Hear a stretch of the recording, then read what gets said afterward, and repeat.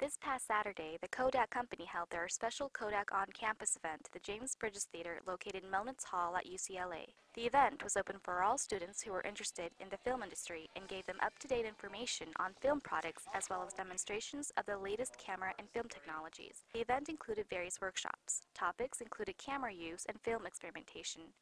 The event also included an in-depth panel discussion with cinematographers. This is Kodak on Campus, and it's an opportunity for Kodak to do outreach with students and inform them of all of our products, our opportunities, our training sessions, and just a really good opportunity to meet and greet the Kodak team. It's always good at any part of the filmmaking chain to understand the formats, the latitude of things, the availability of things, and the workflow. We have 2 seminars on workflow and 2 other seminars on image excellence, just to understand if you are putting your heart and soul into a project, you want to put your best foot forward. And what is that best foot forward? In my opinion, I'm a little biased, I think that best foot forward is on film. So what did the students have to say about this?